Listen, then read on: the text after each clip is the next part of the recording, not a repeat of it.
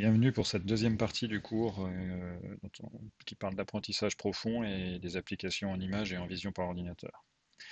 Dans la première partie, on avait détaillé un petit peu comment fonctionnait un réseau avec des couches profondes, donc le deep learning. On avait commencé à voir aussi comment fonctionne la classification d'images en se basant sur des réseaux de type CNN, des réseaux convolutionnels. On avait appliqué ça au cours d'un TP pour faire du transfert de style, donc où on avait un réseau de type CNN qui calculait des descripteurs pour des images et on récupérait des descripteurs de style et des descripteurs de contenu avec les différentes couches du réseau pour générer une nouvelle image dans laquelle on récupérait le style d'un côté et le contenu de l'autre. Donc ça, c'était pour le premier TP, je vous invite à revoir la première partie. Donc là, c'est la suite, c'est un cours un petit peu général où on va voir un petit peu différents types de réseaux, on va voir un peu différents types d'applications. Donc ce qui est sûr, en tout cas, là, avec les aspects deep learning, c'est que l'application un peu phare et qui est connue, qui commence à être connue du grand public, c'est les aspects vision par ordinateur. Le deuxième gros aspect, c'est les traitements automatiques des langues avec les traductions automatiques qui marchent très bien avec le deep learning. Mais les briques de base sont souvent les mêmes, donc on va en voir quelques-unes. Donc la classification d'images, ça c'est des choses qu'on a commencé à voir, qui fonctionnent très bien et qui a révolutionné un petit peu, qui a introduit le deep learning au début des années 2010 et qui ont permis sur les bases de données de test de faire descendre les chiffres. Après, dans les applications de vision classique, il y a la détection d'objets, le suivi d'objets, la segmentation, qui sont des espèces de briques de base pour des dizaines d'applications dont on pourra détailler un petit peu derrière, la conduite automatique, des aspects médicaux, des aspects d'analyse de sport ou de vidéo en tout genre. Ces briques-là qui ont vraiment été modifiées par le deep learning, c'est que les algos qu'on utilisait avant ne sont plus du tout les mêmes ou alors ont plutôt été revisités avec le deep learning. Donc on peut commencer un petit peu par la segmentation. Alors, la segmentation, c'est un petit peu l'espèce de, avec la classification d'image, c'est l'espèce d'outil de base qu'on essaye de faire sur une image. Si vous voulez reconnaître des choses dans une image, si vous voulez suivre des choses dans une image, c'est bien déjà d'être capable de séparer les objets entre eux. Alors, j'aime bien cette image du zèbre parce que le zèbre, c'est un peu le pire des cas pour les gens qui font de la vision, c'est que le zèbre a subi des années et des années d'évolution génétique pour rester discret, puis pour surtout perturber un petit peu le prédateur qui est le lion qui va lui courir après. C'est-à-dire que le lion, quand il voit un paquet de rayures comme ça, il perd un peu l'information de dans quel sens avance le zèbre, où est sa tête, combien ils sont, dans quelle direction il va, et ça c'est fait pour le zèbre s'est transformé comme ça pour essayer d'échapper aux prédateurs. Alors, voilà, donc si on essayait les algos de segmentation classiques un peu avant le deep learning, bah, ils coupaient le zèbre à tel endroit, ce qui était assez logique hein, quand on cherche les frontières. Là, si vous passez un filtre de Sobel ou d'autres de détection de bord, bah, vous allez couper le zèbre à différents endroits qui ne sont pas forcément la silhouette du zèbre. Donc c'est vraiment l'outil de base en vision. Alors l'outil de base, ça peut être mettre des petits rectangles autour des objets que vous voulez détecter, et puis après de manière plus fine. Donc là ici on a détecté les trois animaux plus la personne, et après de manière plus fine, c'est d'essayer d'associer chaque pixel à chaque partie un petit peu qui nous intéresse. Et là, ce qui est difficile dans cette image-là, par exemple, c'est que la main de la personne se retrouve ici, et pour faire comprendre ça à un ordinateur, c'est pas si simple, hein. Déjà, un humain, il va avoir du mal à se dire, bon, cette main-là, c'est probablement la personne qui est en train de caresser son chien, mais pour un ordinateur, c'est vraiment plus compliqué. Alors, j'ai un petit transparent là, old school segmentation, les algos classiques qui étaient utilisés avant, ce qui ne veut pas dire qu'ils ont été abandonnés par le deep learning. C'est plus que leur utilisation telle qu'elle ne fonctionne plus comme ça. Donc des algos à base de seuil. On va essayer de regrouper les pixels l'un avec l'autre en fonction de différences entre des couleurs. Alors c'est pas toujours des couleurs, mais après on peut travailler dans des espaces de couleurs différents. Donc il y a tous les algos à base de Camine où on sait à peu près d'avance combien de régions on doit retrouver, puis on va construire nos clusters comme ça. On peut se baser aussi sur des histogrammes, donc on fait des histogrammes de couleurs, ça permet d'être un petit peu indépendant de l'éclairage, parce que vous imaginez bien qu'une même scène éclairée par beaucoup de lumière ou pas beaucoup de lumière, les algos de seuillage vont avoir des difficultés. Après se rajoutent par-dessus des détections d'arêtes, parce que si vous êtes capable de détecter la silhouette d'un objet, c'est plus simple ensuite de faire de la segmentation. Alors, ce qu'a introduit le deep learning là-dedans, bien sûr, c'est toujours pareil dans le deep learning, on a besoin d'avoir des données en entrée parce que les algorithmes et les réseaux vont trouver de l'information dans une grande quantité de données. L'information qui avant était produite plutôt par un chercheur qui disait ben, on va passer tel filtre, on va passer tel algorithme de détection d'arête, on va passer tel algorithme de seuillage, et à la fin, pour tel problème, on devrait être capable d'obtenir une segmentation. Toute cette partie-là, elle est maintenant plutôt optimisée dans un réseau, c'est-à-dire qu'il y a plein de paramètres qui sont optimisés et qui font que c'est l'optimisation qui retrouve tous les filtres qu'il faut passer. Alors là, il y a un réseau, j'anticipe un peu sur le reste du cours, qui est un réseau qu'on qualifie habituellement d'auto-encodeur, sauf qu'il est un tout petit peu différent. Alors l'auto-encodeur, en général, il a une phase de détection, donc le même genre de ce qu'on a vu le CNN la fois d'avant, c'est-à-dire des couches de convolution, des couches de pooling qui réduisent petit à petit la taille des images pour obtenir à l'arrivée une espèce de représentation plus efficace de l'image, plus intelligente, mais mettez-le entre guillemets, plus pertinente de l'image, dans lequel on va garder que l'information importante, l'information vraiment pertinente, avec pas beaucoup d'informations, avec pas beaucoup de force, pas beaucoup de valeur. Si vous partez d'une image qui fait 4000 par 4000, à l'arrivée, une fois que vous l'aurez pressé son jus, là, l'objectif c'est d'arriver au milieu, d'avoir un espèce de code qui va représenter que quelques dizaines ou quelques centaines de valeurs, ce qui est beaucoup moins que les données en entrée. Donc là, on regarde là, bon, il y a des aspects batch normalization que j'ai pas parlé, on fait une normalisation des images par batch au lieu de le faire sur tout un jeu de données. Et après, c'est une série de couches avec des convolutions et puis des fonctions d'activation qui souvent est la rectifiée de linéaire. Les couches vertes sont du pooling. Le pooling, c'est réduire l'image. Donc, vous vous souvenez, on faisait du max pooling, on divisait par 4 chacune des images, on peut le faire par plus, pour arriver à des choses qui sont plus petites. Et là, on va entraîner un réseau maintenant complètement symétrique, mais lui, il va partir du code, et il va reconstruire l'image. Et alors là, ici, comme notre objectif, c'est de faire de la segmentation, le décodeur, ici, de ce côté-là, va reconstruire l'image, mais de manière segmentée. Donc il faut quelque part qu'on ait une base de données d'images avec d'un côté l'image non segmentée, de l'autre côté l'image segmentée, pour que le réseau puisse s'entraîner à dire bah, ok, moi je fais des convolutions, j'obtiens ça, et ensuite je fais des déconvolutions ou du upsampling, et j'obtiens ça de l'autre côté. Donc ça, c'est des choses qui marchent très bien. Le seul souci, c'est qu'on a besoin de pas mal de données, mais ça fait pas mal avancer les aspects segmentation. Voilà, ensuite, on peut coupler ça aussi à mettre des noms. Donc là, on segmente l'image, mais on veut être capable de mettre un label sur chacune des choses. Donc on couple ça avec de la reconnaissance. Après, vous pouvez extraire une boîte englobante autour de ces régions-là, puis vous passez ça dans un algorithme de reconnaissance tel qu'on en a discuté la semaine dernière, et puis il va reconnaître que ça c'est un arbre, ça c'est une voiture, ça c'est un panneau de signalisation. Donc là, une des applications, ce serait la conduite automatique. Alors attendez que je retrouve les vidéos que je voulais vous montrer. Je devais avoir une autre fenêtre ouverte. Non, c'est pas celle-ci, c'est là. Donc par exemple, le genre de résultat qu'on va obtenir sur de la segmentation, c'est ça. Donc là, c'est de la segmentation avec un passage de label.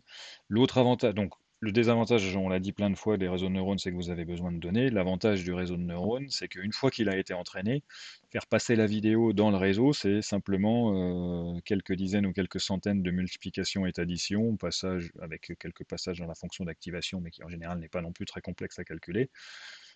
Et ça peut être très rapide et ça peut être temps réel. Donc là, vous voyez que la segmentation se passe quand même pas mal. Bon, il y a la route dans laquelle de temps en temps il y a des problèmes.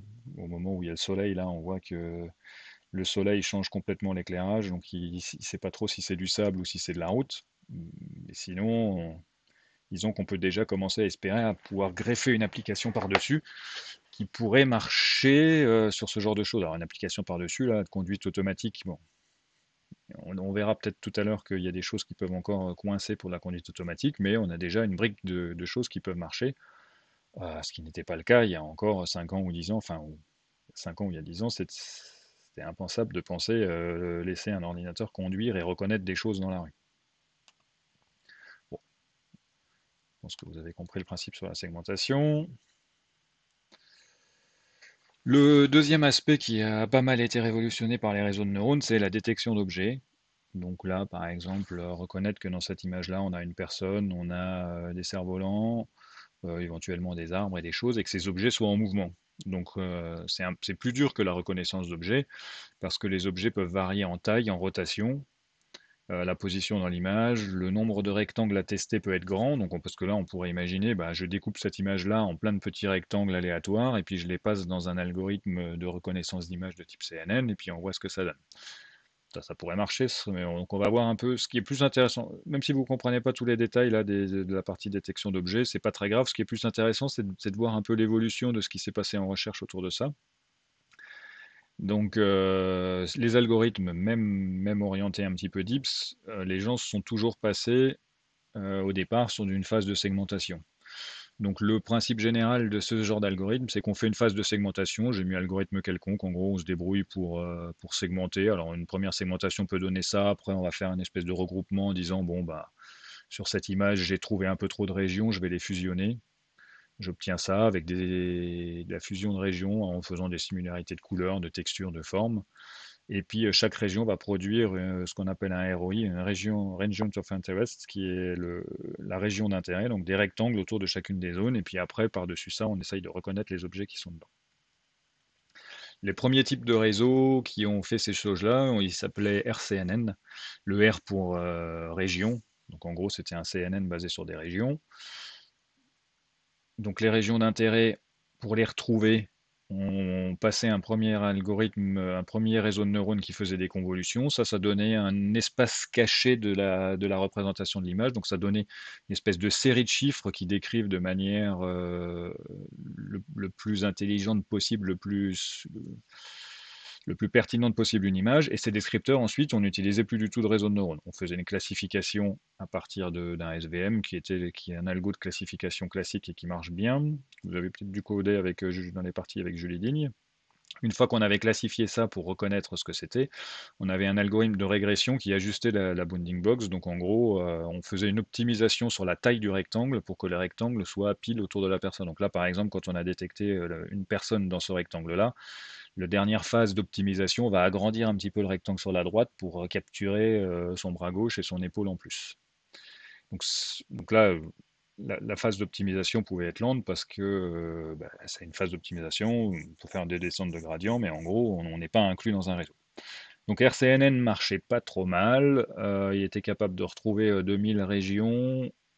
Donc on reconstruisait après la segmentation, on obtenait à peu près 2000 régions. Ça veut dire que pour chaque région, on devait calculer des descripteurs et on avait à peu près un temps de calcul qui était d'une minute par image. Ce qui est intéressant là dans ce que je vous décris, c'est qu'ici, il y a pas beaucoup de réseaux de neurones à part le CNN, et puis qu'on va avoir avec le temps, pour gagner en performance, on a injecté de plus en plus de réseaux dans ce problème-là. Deuxième famille d'algorithmes ou deuxième proposition d'algorithme, Fast Region Based Convolution Neural Network. Donc le fast veut dire même principe, mais on essaye d'aller plus vite. La phase de segmentation qui était un algorithme de segmentation type region growing dans l'algorithme initial, maintenant il a été remplacé par un CNN. Donc on a réussi à passer maintenant à 2 secondes par image. On a divisé, on était là à 1 minute par image, on a divisé par 30 le temps de calcul. Donc en gros, on part de notre image, on passe des réseaux de convolution, on obtient des images dans lesquelles on a le résultat des filtres de convolution qui sont ça. Et là, on a un nouveau réseau qui lui va proposer de construire des régions là-dessus. Et puis après, on a la phase de classification. Alors après, on a le Faster Region Based Convolution Neural Networks. C'est qu'on remplace la phase de segmentation et de sélection de region growing par un réseau. On descend à 0,2 secondes par image, donc on peut presque commencer à tenter le temps réel. Euh, ça, c'est des algorithmes que le faster, là, c'est des algorithmes qui peuvent être encore utilisés. Alors après, il y a un autre algo qui s'est greffé par-dessus qui s'appelle YOLO. YOLO qui devait être pouvoir pour yet an objet, yet net another, je ne sais plus ce que voulait dire le L et le O, mais en gros c'était le même principe, mais il fallait bien trouver un nom à l'algo. Donc lui il tourne à 45 images par seconde.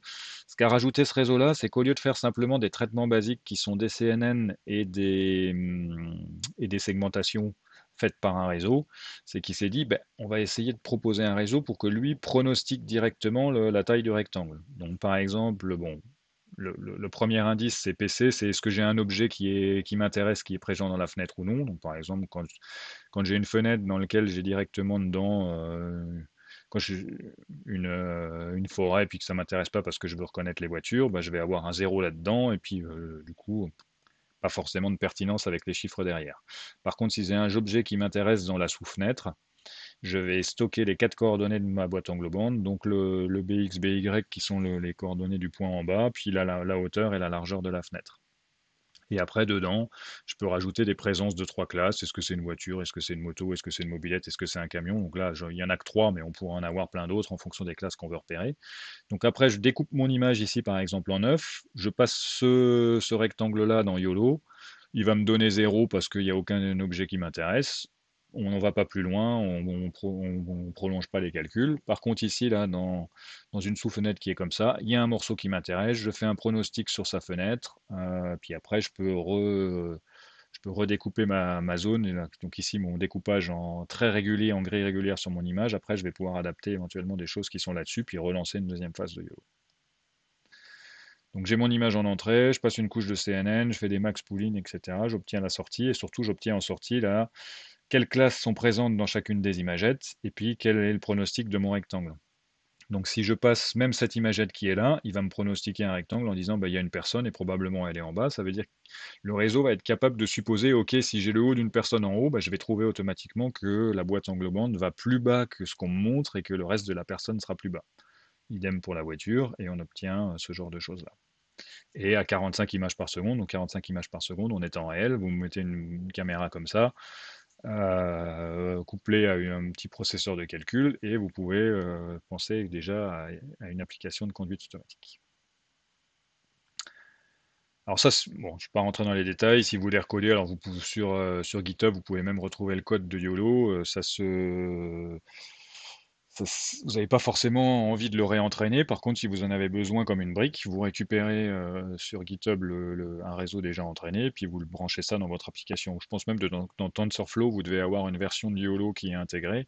Vous pouvez directement l'appeler sans vous embêter, vous installez TensorFlow et puis vous l'utilisez directement comme une brique. Ça, c'est un autre gros avantage du réseau de neurones dont j'ai déjà parlé, c'est la communauté est tellement grande, le code est tellement partagé et réutilisable que des applications plus haut niveau peuvent se brancher là-dessus.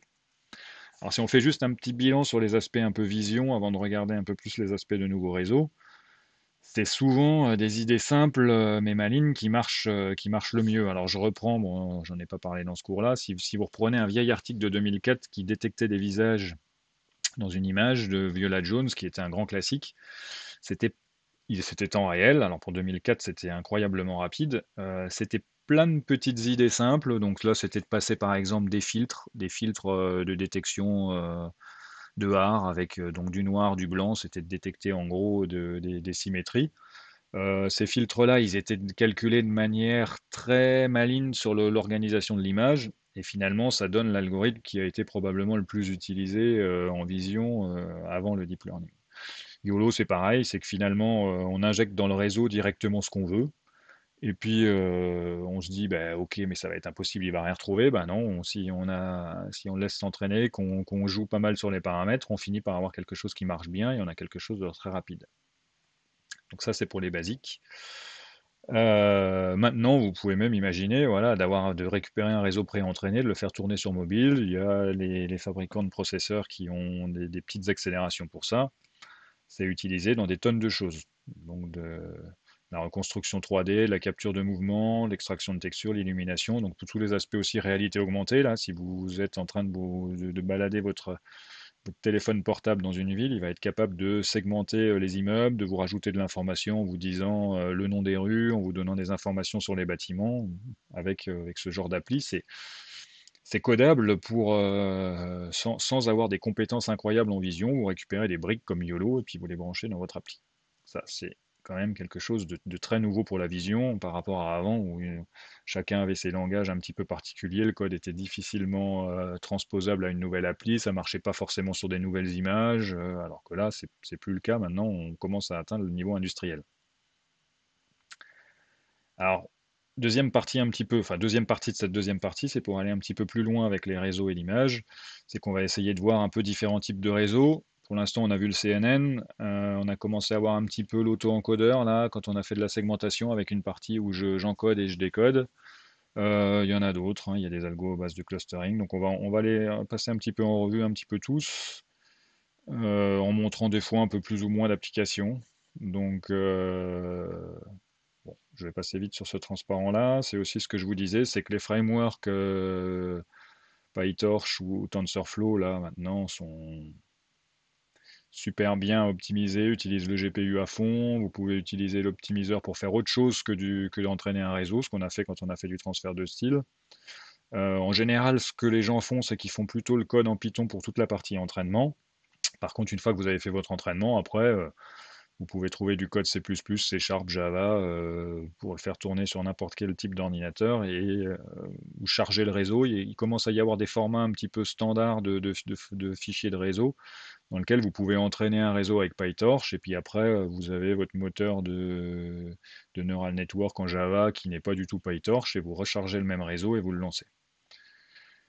La communauté est grande, vous avez des tonnes de tutoriaux, alors, des sites web que j'aime bien, là, comme Medium, dans lequel vous avez des tonnes et des tonnes de pages avec des étudiants, une fois qu'ils ont compris un petit principe, ils rédigent quelques centaines de lignes sur, par exemple, sur YOLO, avec des choses très vulgarisatrices, et quand vous voulez comprendre déjà juste le principe avant de vous plonger dans l'article de recherche, vous trouverez sûrement un tutoriel là-dessus. GitHub, évidemment, avec des tonnes de code reproductibles que vous pouvez réutiliser. Souvent, un article vient avec le GitHub et ça permet aussi de se comparer pour les aspects papier de recherche. Prenez un papier, si vous voulez améliorer la méthode, bah, vous lancez les deux codes et puis vous les comparez. Alors, si on se replace un petit peu dans les aspects machine learning, alors si vous vous souvenez, le machine learning, c'est une sous-branche de l'intelligence artificielle. Puis je vous avais dit au tout début qu'il y avait après globalement trois familles. Alors probablement que Mathieu Lefort a détaillé un petit peu plus de choses dans son introduction à l'IA de la semaine passée. Mais donc nous, on a vu beaucoup des aspects supervisés là, c'est-à-dire qu'on a des données dans lesquelles il y a l'information qu'on veut trouver qui est étiquetée. Étiqueté, ça veut dire typiquement, j'ai le label qui correspond à l'image, j'ai les boîtes englobantes quand je veux faire de la détection d'objets ou du suivi d'objets, j'ai complètement toute l'information que je veux retrouver et j'entraîne mon réseau sur ces données supervisées. Je te donne ça en entrée, tu dois trouver ça en sortie. Après, il y a toute la famille d'apprentissage non supervisé. Alors des fois, c'est plutôt des méthodes qui sont hybrides entre les deux, hein, mais on va y revenir. L'apprentissage non supervisé, c'est vraiment j'ai de l'information, j'ai des tonnes de données, mais je ne sais pas trop comment c'est organisé, je ne sais pas trop ce que je veux retrouver. Alors là-dedans, il y a des algos qu'on va voir qui sont des algos de clustering qui peuvent aider à finalement, comme on ne sait pas trop ce qu'on veut retrouver, on va essayer de regrouper les objets qui vont ensemble dans une même boîte, et puis les objets qui sont loin, on va essayer de les séparer. Donc ça, c'est des grandes familles d'algos, c'est un peu aussi le nouvel Eldorado de l'IA, c'est que maintenant on aimerait retrouver de l'information dans des données sans avoir à te dire c'est ça que tu dois trouver. Et après il y a toute une famille d'algorithmes d'apprentissage par renforcement dont je parlerai aussi un tout petit peu, on a de l'information en sortie, mais qui est plutôt c'est un bon résultat ou c'est un mauvais résultat. Donc on n'a pas exactement l'information qu'on veut trouver, par contre on sait si c'est bien ou pas bien. Donc là, c'est plutôt des algos qui vont passer leur temps à explorer des tonnes de choses, et puis à chaque fois, il a l'info, ah, ok, je suis dans la bonne direction, ah non, je suis pas dans la bonne direction, et puis l'optimisation va se faire comme ça. Donc ça, c'est toute une famille d'algos très différentes. Alors souvent, quand vous avez un problème, on peut utiliser les trois types d'algos ensemble. C'est que vous avez quelques données supervisées, quelques centaines de cas qui ont été labellisés à la main, puis après, vous avez des milliers d'autres images dans lesquelles vous n'avez pas d'informations. Ben, on peut essayer de basculer de l'un à l'autre, ou alors si des fois vous avez une information qui est c'est une image qui m'intéresse ou c'est une image qui m'intéresse pas, donc une espèce d'information binaire, et on peut combiner avec les troisièmes types d'algo d'apprentissage par renforcement. Donc j'en suis pas encore là, mais on va quand même détailler un petit peu des choses autour de non supervisé et puis d'apprentissage par renforcement là-dedans. Euh, Donc là, ce qu'on a vu pour l'instant, le CNN, deux niveaux de convolution, c'est ce que vous avez dû faire en TP avec Julie Digne, ce qui est aussi sur ma page web de TP. On peut recharger des réseaux préentraînés avec 19 couches pour VGG, 50 couches pour ResNet, AlexNet, il y en a d'autres. Ça, c'est des choses qu'on a vues, qui sont vraiment la brique basique qu'on peut réutiliser à chaque moment dont on a besoin et qu'on n'a pas besoin de réentraîner. Je vais vous montrer un petit peu des données temporelles. Donc, les données temporelles, c'est quand on a une séquence vidéo, une séquence de mots. On va voir aussi alors sur les choses qui sont semi-supervisées, c'est-à-dire qu'on a des données, mais pas forcément de labels ou que des labels de manière partielle. Il y a des choses qui peuvent se faire avec des auto-encodeurs, avec la construction de clusters, avec aussi du transfert learning, c'est qu'on a un réseau qui a été entraîné sur certaines données et on veut le réutiliser ce qui a déjà été appris pour les appliquer à d'autres données qui sont assez proches. Les applications après derrière, c'est bah, transfert de style entre images qu'on a commencé à jouer un petit peu, des aspects beaucoup super résolution qui peuvent servir pour la compression. Imaginez que sur votre réseau, vous soyez capable d'envoyer maintenant que des images qui font 500 par 500, et puis vous avez un algo de super résolution qui les repasse en 4K pour avoir une qualité forte. La segmentation, alors oui, il y a toute une famille d'algos qui sont de la génération de données. Donc ça, c'est plutôt lié au côté synthèse. Si vous voulez synthétiser de nouvelles images, synthétiser de nouveaux objets en 3D, synthétiser de nouvelles textures. Donc il y a des algos autour des GAN dont on va parler un petit peu. Puis des aspects un peu apprentissage par renforcement quand on a une info de est-ce que c'est bien ou pas bien de ce qu'on est en train de produire. Les réseaux de type RNN, donc le R pour Recurrent Neural Network, c'est des algos dans lesquels on a une séquence temporelle. Si vous voulez par exemple prédire le prochain mot dans une phrase ou dans un texte pour composer de la musique, pour écrire du texte, vous avez peut-être vu là récemment que Microsoft, ils ont complètement stoppé leur journaliste qui rédigeait des petits résumés sur les news et ils ont automatisé le processus et maintenant c'est un réseau de neurones qui produit leur page de news automatiquement. Alors oui, ok, pour le côté humain, c'est pas forcément super, mais pour le côté technique, ça veut dire que c'est des choses qui commencent à marcher.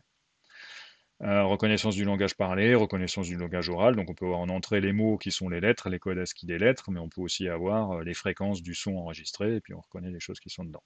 Détection d'erreurs dans une série d'événements, vous voulez détecter des incidents sur la SNCF, veut détecter des incidents sur ses trains qui se déplacent, etc. Des prédictions sur des matchs de sport, de bourse. Donc toutes les choses qui sont temporelles, vous connaissez les informations de votre équipe de foot préférée sur les 150 derniers matchs et vous les prédire est-ce qu'elle va gagner ou perdre le match suivant. Donc on a un réseau qui ressemble à ça, qui est mis de manière récurrente, c'est-à-dire que la donnée de sortie, au lieu d'être injectée dans la couche suivante, elle est réinjectée en entrée avec le pas de temps suivant. Donc au pas de temps zéro, j'ai une donnée qui rentre dans mon réseau. Le réseau, il va sortir deux informations, une information transformée, un H0, là, l'espèce d'espace caché, l'espace latent de mon information, plus il va ressortir une autre information qui réinjecte dans le réseau de neurones, dans le même réseau de neurones, couplé avec la deuxième donnée temporelle, et puis on recommence. Et donc mon réseau, là, ici, alors c'est un réseau très simple, hein, c'est que le A est le même à toutes les étapes et il a l'habitude, donc il prend en entrée une information qui arrive d'avant, de ce qui s'est passé dans le passé, la nouvelle information qui arrive maintenant, et puis il va produire une nouvelle information, et donc ce réseau, il produit une séquence à chaque pas de temps. C'est un réseau basique qui peut être attesté, qui est largement améliorable. Alors une des améliorations très classiques là-dedans, c'est le LSTM, c'est pour le Long Short Term Memory. Donc par exemple là, si je vous donne une série de chiffres qui est 6, 7, 8, le chiffre suivant, ça va être probablement 9. Si je vous donne 2, 4, 8, donc c'est plutôt les nombres pairs, le chiffre suivant, ce sera, ou c'est plutôt même une multiplication par 2 à chaque fois, ce sera probablement 16. Vous voyez que si je n'ai comme information ici dans mon RNN, comme tout à l'heure, si je n'ai que le 8 en information de données d'entrée, ça va être difficile de distinguer le cas où j'ai 9 et le cas où j'ai 16. Donc se baser sur 8 ne suffit pas, il faudrait garder les informations du passé pour avoir plus d'infos. Et ça se fait avec une espèce de mémoire à court et long terme. Donc le réseau apprend quand est-ce que l'information, il doit s'en souvenir ou non. Donc on a un réseau qui, à chaque pas de temps, prend la nouvelle donnée temporelle et puis qui, à chaque pas de temps, va décider est-ce que cette information est pertinente ou pas à garder en fonction de son apprentissage. Donc si on regarde, on a un premier réseau qui va sortir un 0 ou un 1 avec l'information temporelle. Ce n'est pas forcément une valeur, hein. Ici, ça peut être une nouvelle image qui arrive dans une séquence vidéo. Cette nouvelle image, on peut la traiter éventuellement avec un CNN. Puis on a une dernière couche à la fin qui indique cette image-là est pertinente, cette image-là n'est pas pertinente. Par exemple, je ne sais pas si vous avez une séquence temporelle de détection, vous avez le feu qui change de couleur, ben peut-être qu'il va dire OK, Mon feu était déjà vert avant, il reste vert, c'est pas forcément important que je garde cette image, ou enfin voilà, il va essayer de trouver ce genre d'informations-là. La deuxième étape, c'est qu'on a un réseau qui va essayer de savoir quelle information garder. Donc là, c'est la question, c'est est-ce que je garde de l'information ou non? Si ça renvoie 0, ben, il ne se passe pas grand-chose, c'est-à-dire que ma fonction de coût va rien faire sur les données. Par contre, si je renvoie 1, il faut sélectionner là-dedans quelle information je garde. Donc, dans le jeu de valeurs que m'a donné l'espace caché, est-ce quelle partie je garde réellement, oups, pardon, et quelle partie je peux oublier. Et puis après, vous avez un nouveau réseau qui, à partir de tout ça, produit la nouvelle sortie, et puis on recommence, et puis vous entraînez ça sur vos données temporelles. Alors souvent, c'est plus long à entraîner qu'un CNN, parce que une séquence vidéo de plusieurs minutes, c'est long à retrouver. Donc ça, c'est les classiques des aspects temporels. Je rentre pas tellement plus dans les détails. Je montre pas non plus forcément beaucoup d'applications. Il y en a peut-être un peu moins en vision. C'est peut-être probablement quand même, bon, si pour les analyses de vidéo, mais bon, c'est quand même beaucoup pour le traitement des langues ou des mots que ça vaut le coup de regarder ces choses-là. Algo dont je vais, enfin algo, format de réseau de neurones où je vais passer un petit peu plus de temps, c'est l'auto-encodeur. Alors j'aime bien l'auto-encodeur parce que il a ce côté vraiment sympa où j'ai pas besoin d'avoir forcément de label sur mes données d'entrée. Donc alors le principe au départ est un peu bizarre, c'est que je lui donne mon image ou n'importe quelle donnée d'entrée. J'ai un encodeur qui va produire un code. J'ai un décodeur qui lui va être entraîné, qui à partir de ce code a régénéré les données d'entrée. Donc l'objectif là, la fonction d'erreur, c'est que ici, la donnée de sortie de tout ce réseau-là doit être identique à celle-là. Donc c'est facile, je vais faire une différence entre l'image de sortie et l'image d'entrée au carré, et ça va me donner ma fonction optimisée. Après, on va voir que sur le code ici, si on ne fait rien, on obtient un auto-encodeur qui a ses qualités. Par contre, souvent, c'est quand même plus pratique de rajouter des propriétés sur le code pour que ça fonctionne. Alors vous allez me dire, oui, mais ça sert à quoi ce code et ce décode? Donc je vais vous donner les applications, mais juste comme ça là en pratique. Si je vous montre cette image-là et que vous voulez transférer l'information à quelqu'un d'autre, vous allez lui dire je vois une image de 2. Ça peut se coder, une image de 2, ça peut se coder juste sur pas beaucoup d'octets d'informations. Et puis la personne de l'autre côté, qui elle a appris aussi des choses, quand on lui dit c'est une image de 2 que je veux, ben, il part d'une image de 2, il est capable de redessiner avec son stylo une image de 2. Donc on passe notre journée, au moment où on communique entre humains, à faire cette chose-là. C'est qu'on encode une information complexe qu'on a dans notre cerveau en un langage humain qui est quand même parfois assez limité, et puis on le décode de l'autre côté, et la personne essaye de reproduire la même chose que ce qui a été compris derrière. Donc après, le type d'application qu'on a là-dedans, bah, du débruitage par exemple. Je donne une image dans laquelle la capture s'est mal passée, parce que mon capteur est de mauvaise qualité, parce qu'il n'y avait pas beaucoup de lumière, parce que j'avais du bruit de perturbation magnétique là-dedans. Je passe ça dans mon auto-encodeur et lui il va me régénérer une image toute belle, toute propre. On peut imaginer aussi la compression, parce que le code peut être beaucoup plus petit que l'image qu'on a passée en entrée. Là, typiquement, la compression, si je sais que je n'ai que des nombres dans mon image, la compression va être incroyable. Je passe d'une image qui fait 300 par 300, donc 300 par 300 octets d'information, je vais pouvoir encoder ça en quelques octets, et j'ai compressé mon élément, et quand je suis de l'autre côté et que j'ai besoin de décoder, je pars de mon code de nombres et je régénère une image là-dedans. Ça peut être aussi de la super résolution. Je passe en entrée une image qui est très petite, 300 par 300, et je suis capable de réaugmenter. Mon décodeur est très puissant, il est capable de réaugmenter la résolution de l'image et de passer à une image qui fait 1000 par 1000 ou 2000 par 1000. Donc c'est le cas là un petit peu dans l'image que je montre là en bas. C'est que l'image de Ronaldo, elle est améliorée et elle est augmentée. Alors on voit pas trop sur les images, mais c'est la résolution qui est augmentée. Ensuite, il y a des choses aussi que je peux faire sur le code. J'ai un code compact, je peux appliquer des traitements directement sur le code, tels que me déplacer dans cet espace caché ou essayer de chercher des informations pertinentes dans cet espace caché. En gros, dans l'espace caché que j'ai au milieu, là, j'ai normalement une représentation hyper efficace de mes données et hyper pertinente. C'est aussi dans le l'auto-encodeur, c'est un peu les prémices du génératif. C'est-à-dire que ici, si je modifie un petit peu le code, je vais pouvoir générer des nouvelles données. Imaginez, dans un monde 3D, vous l'avez entraîné avec des données de terrain et puis vous voulez changer un tout petit peu le code. il va vous régénérer un nouveau terrain qui sera complètement différent de celui que vous avez. Si vous voulez générer un monde 3D infini, bah, vous changez un petit peu le code et puis il va vous régénérer un terrain un petit peu différent. Alors après, il faut travailler aussi sur le code, parce que le code, c'est pas quelque chose d'intelligible par un humain, c'est-à-dire que c'est pas le premier paramètre qui va dire je vais avoir des montagnes un peu plus pointues, un peu plus élevées, le deuxième paramètre qui vous dit j'ai une rivière qui coule au milieu, oui, non. C'est pas ce genre d'information-là que vous avez, c'est des chiffres qui sont assez abstraits. Si on travaille sur les images, le fonctionnement, alors la partie encodeur, la partie du début, c'est un CNN classique. Ici, on a des couches de convolution, de max pooling, convolution, max pooling. À la fin, on passe une image 2D, on la réaligne en un champ de vecteurs et on obtient le code. Après, si on regarde maintenant plutôt la partie déconvolution, c'est que j'ai le code, et je veux petit à petit reconstruire de l'information. Alors ça paraît toujours un petit peu bizarre, mais c'est juste que, imaginez que ici, chaque couche de convolution, qui finalement c'est plutôt juste c'est pas une convolution inverse, hein, c'est une transposée de la convolution, c'est qu'imaginez que chaque couche ici de la convolution, à partir de pas beaucoup d'informations, elle régénère une information plus grande. Et ça marche parce que ces couches de déconvolution-là ont été entraînées. Elles ont vu des dizaines et des centaines d'images dans lesquelles elles ont vu le chiffre 1 à tel endroit, ça veut dire qu'il faut que je fasse une zone qui fait 9 par 9 pixels avec telle valeur. Ah, j'ai le chiffre 2 à tel endroit. Ah, je vais générer une image je vais générer un bout d'image de 9 par 9 pixels avec telle valeur. Et donc, je suis capable de passer d'un chiffre à 9. Puis après, les couches l'une après l'autre vont faire que je régénère une nouvelle image.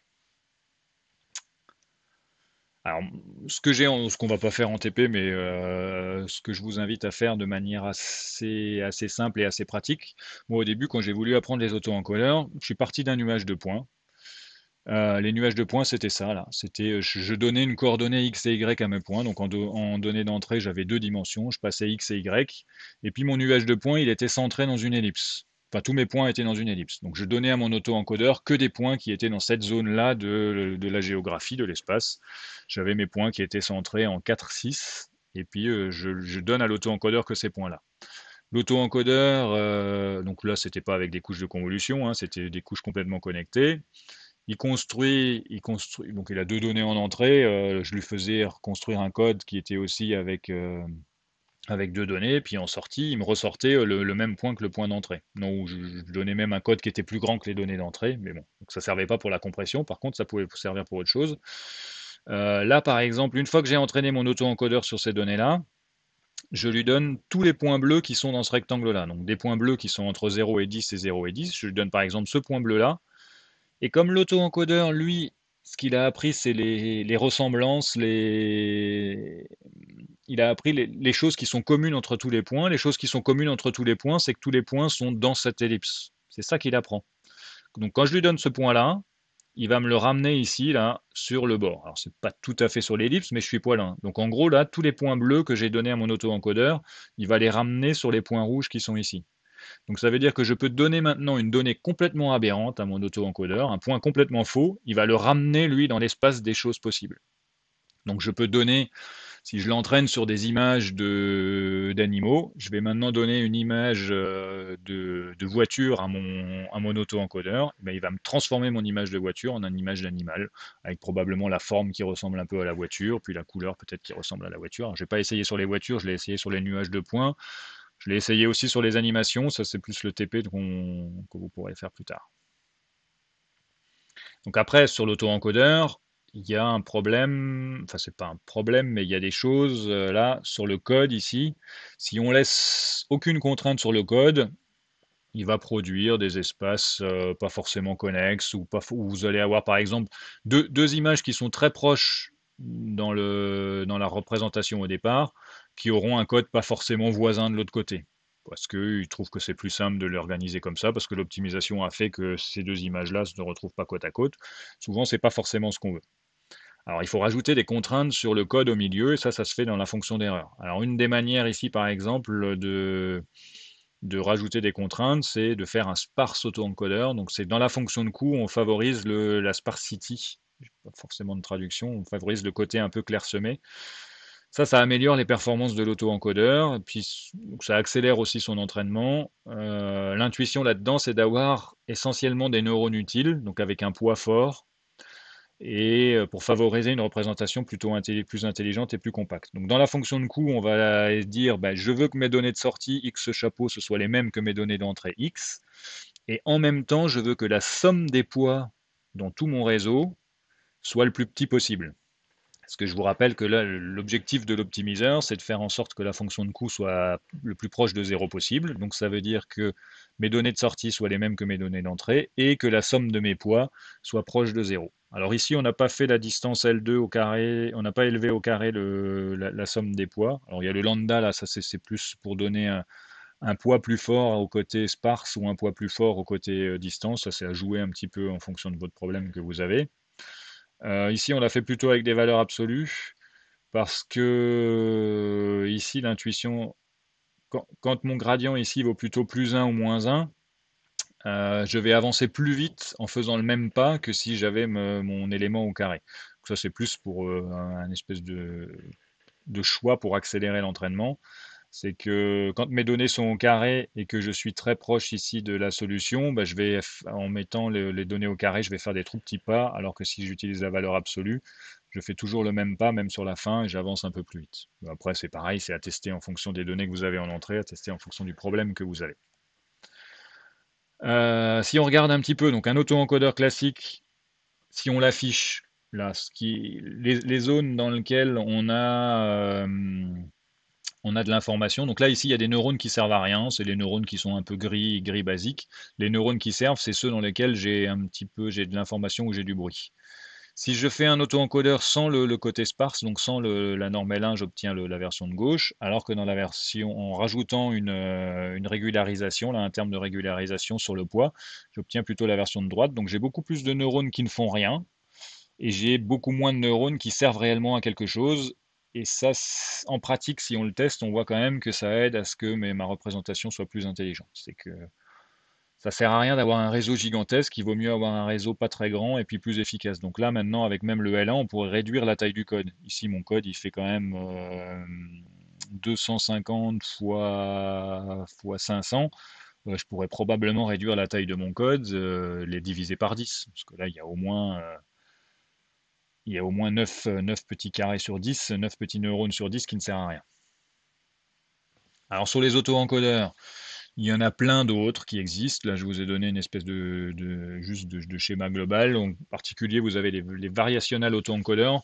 Variational auto-encodeur, ce qui va changer par rapport à l'auto-encodeur, c'est qu'en sortie, on ne veut pas forcément avoir exactement la même chose que ma donnée d'entrée, mais on veut avoir des données qui sont de la même classe. Par exemple, si vous donnez des chaises en entrée dans votre auto-encodeur, vous voulez qu'en sortie, vous obteniez une chaise. Pas forcément la même, mais une chaise. Puis quand le jour où vous allez donner une table, vous allez vouloir qu'en sortie, on obtienne une table. Donc là, c'est un exemple où on va donner des objets 3D en entrée et en sortie. On peut donner aussi des images en entrée et en sortie. Donc vous voyez, là, si on donne des images, on pourrait imaginer que ce que je veux en sortie, c'est une image de chaise, mais pas forcément vue avec le même point de vue. Donc la même chaise, mais pas avec le même point de vue. Ça, c'est votre fonction d'erreur. Alors, il faut que votre fonction d'erreur soit capable de dire c'est la même chaise, mais pas avec le même point de vue. Donc des fois, c'est compliqué, mais c'est ce qui peut être fait dans certains articles. Alors le variationnel auto-encodeur ou l'auto-encodeur peut être aussi inclus dans un GAN, ou le GAN peut être inclus dans un auto-encodeur. J'en parle pas forcément beaucoup dans ce cours-là, mais c'est des choses qui commencent à se faire pas mal. Bon, on va voir aussi ce qu'est le GAN. Possibilité d'entraîner un auto-encodeur sur autre chose que des images, bien sûr, sur des maillages 3D, sur des cartes d'élévation là, de 2D et demi qui sont sur les terrains, c'est des choses qui se font beaucoup. Sur des animations, donc ça c'est le TP, je vais en parler là tout de suite maintenant. C'est un problème vaste, mais c'est un outil puissant. Peut-être pas aussi puissant que les GAN, mais quand même pas mal. Euh, Parce que le gros avantage, c'est qu'on n'a pas de données labellisées, on a juste nos données, puis on essaye de reproduire nos données de sortie. Alors l'auto-encodeur et l'animation, des choses qu'on va faire en TP. Donc le principe de l'auto-encodeur, c'est d'entraîner un réseau à ressortir les mêmes données qu'en entrée, ça c'est le principe de l'auto-encodeur. De construire un espace caché, c'est l'espace caché qui va nous intéresser parce qu'on va pouvoir faire plein de choses dans l'espace caché. Puis là, c'est une application que vous allez voir tout de suite, très pratique. Donc ici, je donne une animation en entrée, ou une pause en entrée, on va voir. Je l'encode, j'obtiens une représentation plus efficace de mon animation, je le décode, et mon décodeur, il doit me reproduire la même chose que mes données d'entrée. Je fais la différence entre les deux, c'est ma fonction d'erreur que je cherche à minimiser. Ce qu'on veut là-dedans dans l'espace caché, c'est de garder les caractéristiques discriminantes et pertinentes et la représentation la plus efficace possible. Alors, ce qu'on va manipuler en TP, nous, c'est en données d'entrée, en données de sortie, on va donner un clip complet. C'est-à-dire qu'on va donner 240 frames d'une animation et puis l'auto-encodeur aura été entraîné, parce que je vais vous donner un auto-encodeur qui a déjà été entraîné. Il a été entraîné à reproduire la même animation qu'en entrée. On pourrait le faire aussi sur des pauses. Ça marcherait très bien. Je peux vous pointer ensuite sur des travaux qu'on est en train de faire avec un doctorant où nous, on travaille que sur des pauses pour essayer de faciliter le design de pause avec ces éléments-là. Donc nos données d'entrée, je vous les montre là en brut. En plus, on peut les représenter sous forme d'une image. C'est que, une petite erreur ici, c'est pas 140 frames, c'est 240 frames. À 30 images par seconde, ça fait un petit clip de 8 secondes. Bon, vous corrigerez. Ensuite, sur chacune des lignes, là, ici, on a 73 flottants, donc 73 valeurs. C'est des valeurs de position qui ont été concaténées. Donc, j'ai 21 joints, 21 articulations. Pour chaque articulation, j'ai la position 3D de l'articulation. Donc, ça fait 3 fois 21. Puis après, j'ai quelques informations en plus, mais qu'on n'utilisera pas nous en TP, qui est le vecteur vitesse de déplacement du centre de gravité, la projection du centre de gravité sur le sol, puis des informations booléennes qui est est-ce que mon pied touche le sol ou pas, donc pour le pied droit, pour le pied gauche. Si je représente tout ça sous forme d'une image, j'obtiens un truc qui ressemble à ça. Donc là, je ne sais plus, c'est quelqu'un qui bouge le bras. Donc il y a beaucoup de choses qui se passent dans cette zone-là. Donc ça, c'est plutôt les articulations du bras, ça doit être l'articulation des épaules. Peut-être qu'ici c'est un petit peu le buste, je ne sais plus, mais voilà. Donc on peut afficher une animation comme ça sous forme d'une image, c'est juste pour donner une représentation visuelle. Ce gros tableau-là 2D, il peut être passé à un auto-encodeur qui aurait pu fonctionner sur des images, des photographies d'objets, il fonctionne sur des animations. Donc dedans, il va y avoir des CNN. Alors, donc les couches de convolution, au lieu d'être 2D ici, parce que chaque ligne n'a pas forcément un rapport avec la ligne du dessous, les couches de convolution ont plutôt été entraînées avec des convolutions 1D. Donc on fait une convolution que sur la ligne. Mon réseau, donc je lui passe le clip en entrée, on l'encode, on a l'espace caché ici qui est ce truc-là, et on le décode de l'autre côté. Donc ça, c'est le principe de l'auto-encodeur, et là, on lui a donné des clips à manger et à ressortir. Qu'est-ce qu'on va pouvoir faire maintenant sur une animation avec cette histoire d'auto-encodeur? C'est que on va travailler dans l'espace latent. Donc cette espèce d'espace caché là, on a un code à l'intérieur. Si on affiche les valeurs avec des prints, ça va pas nous parler, on va avoir une série de chiffres. Euh, mais par contre, on va pouvoir faire des comparaisons, on va pouvoir faire des choses. Donc si je donne en entrée par exemple une animation qui n'est pas dans l'espace des animations que le personnage a eu l'habitude de voir. Donc j'ai fait une mocap, puis il y a des marqueurs que je ne vois pas, ou mon animation est cassée pour je ne sais pas quelle raison. Je passe ça dans mon auto-encodeur et ça va le corriger, ça va ramener le point dans l'espace latent au bon endroit qui sont connus. Un peu comme mon nuage de points tout à l'heure 2D, c'est que quand je donnais un point qui n'était pas dans l'ellipse, il ramène le point sur l'ellipse. Donc là voilà, si je projette cette animation-là qui est dans ce point-là, ce que va faire l'auto-encodeur, c'est qu'il va il va ramener l'espace caché là-dedans, et le décodeur va me régénérer cette animation ici. Je vous montrerai des vidéos tout à l'heure des animes, puis vous jouerez avec ça en TP. Je peux faire de l'interpolation aussi. Si j'ai une animation avec un personnage qui est en train de marcher, une animation avec un personnage qui est en train de mettre son bras en l'air pour attraper un ballon, je ne sais pas quoi, je peux éventuellement, donc j'encode les deux animations et je peux après interpoler. Donc j'ai quelque part un chemin là-dedans sur lequel normalement je devrais avoir une interpolation qui se passe mieux que si je fais l'interpolation point à point. Surtout que là, vous remarquez dans l'animation, j'ai pas les angles. J'utilise les positions 3D. Si j'interpole deux animations avec les positions 3D, je vais avoir les longueurs des articulations qui se raccourcissent ou qui s'allongent, et ce sera juste pas utilisable et pas montrable. Alors que si je le fais dans l'espace caché, normalement je devrais obtenir quelque chose qui est au moins montrable au niveau des contraintes. Donc on rejouera aussi un petit peu avec ça en TP. Je peux calculer des distances entre deux clips, si jamais. Alors, en fait, avec cette partie-là du cours, j'empiète un peu sur le cours d'animation qui n'a pas encore commencé, mais c'est pas très grave. Il y a des fois, j'ai besoin de calculer est-ce que deux animations se ressemblent ou pas. Donc bah, je vais calculer la distance dans l'espace caché, et cette distance dans l'espace caché sera probablement plus juste et plus pertinente que dans l'espace réel. Donc là, c'est l'animation que je vous ai montré tout à l'heure. C'est une personne qui bouge son bras. Toujours pareil, hein, c'est 240 frames mais pas 140. Une fois que je l'ai passé dans l'auto-encodeur, le code que j'obtiens, c'est ça. Donc si on compare l'animation où là finalement les informations qui changent, les mouvements sont très compacts et puis très resserrés ici, là j'ai une information qui est plus étalée. C'est que j'ai de l'information qui est j'ai j'ai de l'information qui est plus étalée et je peux regarder un peu plus les détails. Après, c'est des chiffres que je ne peux absolument pas.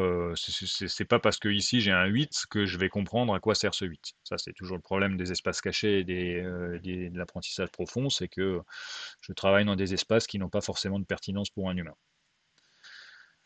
Donc les résultats, ben, alors je vais vous montrer plutôt la vidéo. C'est celle-ci. Non, c'est pas celle-ci. C'est celle-là, oui, elles sont pas dans l'ordre. Donc je ne vais pas forcément vous montrer toute la vidéo en entier. Donc ça, c'est des données d'exemple qui sont en entrée. Elles ont été découpées. Non, alors c'est des données. Oui, non, elles n'ont pas été découpées. Enfin, elles font 240 frames là et elles ont été passées là-dessus. Bon, des détails, la vidéo détaille un petit peu la fonction d'activation, c'est plutôt des tangentes hyperboliques, les convolutions qui ont été passées, les convolutions et les déconvolutions qui sont passées sur ce réseau-là.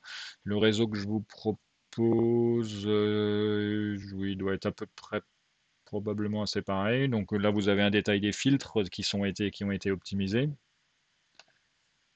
J'avance un tout petit peu, hein, on pourra en discuter en TP. Euh, Ça, c'est des exemples de ce que font les filtres sur chacune des animations. Ça, c'est pour essayer un petit peu d'analyser de qu'est-ce que fait mon auto-encodeur pour analyser les choses. Et alors, on en arrive au résultat. Donc, si je montre une animation qui est comme ça à mon auto-encodeur, il va me la reconstruire en étant l'animation bleue. Et l'animation d'origine, c'était la verte. Nous, c'est des choses qu'on pourra faire en TP. Vous partirez de l'animation verte, vous rajouterez du random sur le tableau de chiffres, vous obtiendrez l'animation corrompue, vous repassez ça dans l'auto-encodeur et on obtient l'animation bleue. Alors il peut y avoir quand même encore des défauts, mais ça a corrigé pas mal de choses. Ça, c'est des animations issues de la Kinect. La Kinect, des fois, est pas très précise, où vous avez voilà, des articulations qui se croisent, vous avez les épaules souvent qui sont un petit peu bizarres. Ben, une fois que vous avez passé ça dans l'auto-encodeur, il vous corrige certains défauts de la Kinect. Ça, c'est une application qui peut être très pratique et qui est utilisée pour de vrai. Là, c'est plutôt parce que vous avez un framerate qui a été plus petit pour des aspects compression, pour des aspects transfert sur le réseau. Alors, attendez, ça c'est des aspects où ça marche pas. Vous avez que, au lieu d'avoir 30 images par seconde, vous avez que 5 images par seconde. Bah, l'auto-encodeur va vous reconstruire les images qui sont entre. Alors ça, c'est plus des aspects où... Ah si, alors, non, ça c'est des aspects interpolation. Donc vous avez vous les interpoler entre la personne qui marche et la personne qui fait des pompes. Si vous faites juste une interpolation dans l'espace des animations, vous obtenez le bonhomme vert, qui est bizarre, hein, vous obtenez un truc hybride entre le gars est couché et le gars est debout. Si vous le faites si vous faites l'interpolation dans l'espace caché, vous obtenez ça. Donc la personne, c'est plutôt, elle baisse la tête quand il y a la pompe. Alors on va revenir. Donc ça, c'est l'interpolation à partir de PCA, et ça, c'est l'interpolation dans l'espace caché de l'auto-encodeur. Donc la personne baisse la tête et remonte la tête. Là, c'est des calculs de distance entre deux animations, et on essaye de rechercher quelle est l'animation la plus similaire. Donc l'auto, il faudrait... Ça, c'est la référence. Ouais, je ne sais plus, il faudrait regarder les détails là de ce qu'il y a dans l'animation, mais globalement, quand vous calculez la distance dans un espace caché, vous obtenez des résultats qui sont plus efficaces. On rediscutera un peu de ces choses-là en TP et puis surtout dans le cours d'animation, parce que c'est un petit peu mettre la charrue avant les bœufs là, mais bon, ça permettait quand même de faire un TP sympa. autre chose complètement, strictement, qui n'a plus rien à voir. Donc ça, c'est plus parce qu'en TP, je vous donne un bout de code d'un auto-encodeur sur des animations qui a déjà été entraîné. Je vous donne aussi un bout de code qui permet de visualiser des animations en Python. On va rajouter quelques librairies dans votre environnement Conda. Et puis on jouera un petit peu avec l'auto-encodeur et on essaiera aussi de faire le transfert de style, mais on en discutera lors du TP.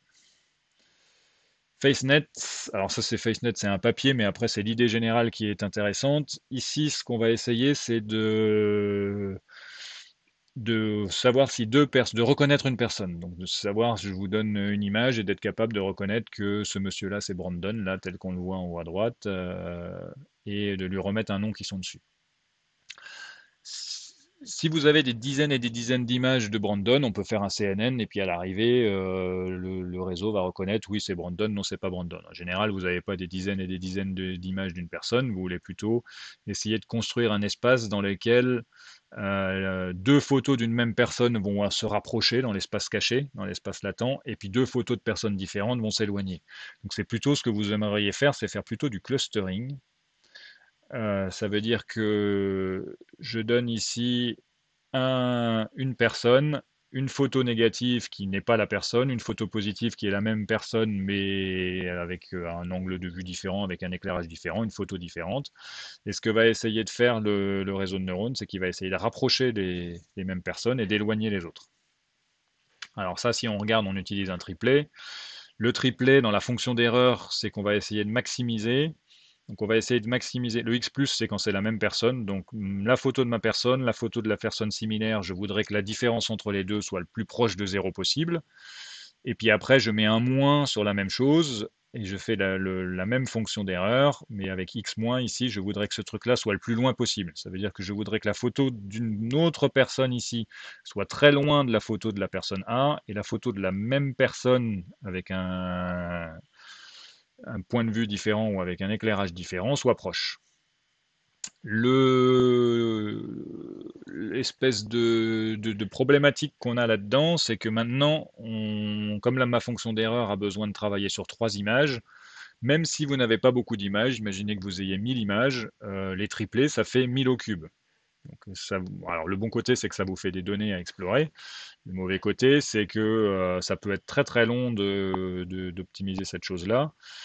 Et donc voilà, vous voyez que si vous avez 10 puissance 6 images de visage, qui est assez courant maintenant, vous pouvez télécharger facilement des bases de données assez grandes, ça vous fait 10 puissance 18 triplés à explorer, et comme le réseau en plus en général, les triplés, les données, il veut les voir plusieurs fois avant d'y comprendre quelque chose, même probablement une dizaine voire une centaine de fois, ah, ça fait énorme. Donc la grosse difficulté ici, c'est plutôt de choisir l'ordre dans lequel on va lui donner des triplés et de ne pas lui montrer tous les triplés.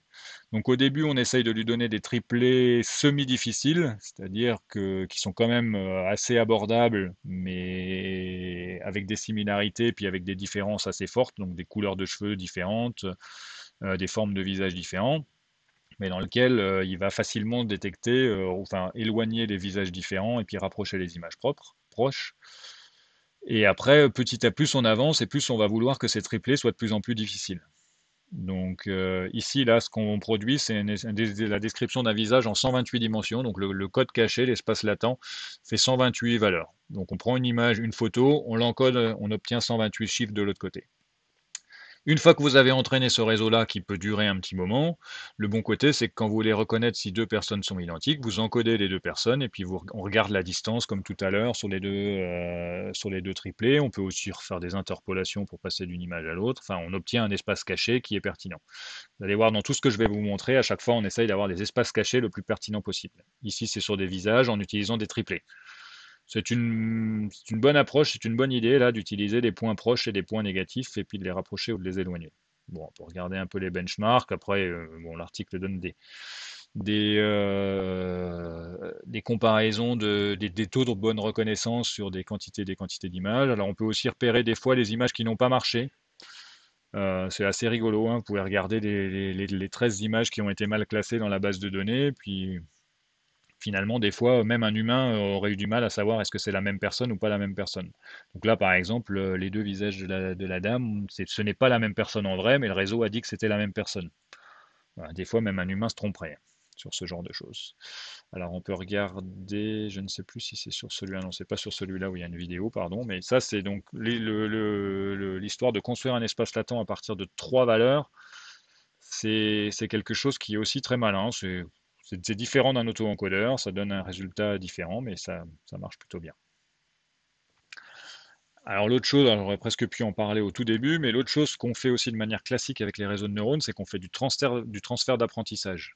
Transfert d'apprentissage, c'est que on va essayer de spécialiser un réseau qui a été entraîné sur des données spécifiques dans lesquelles on n'a pas forcément une grande quantité d'informations.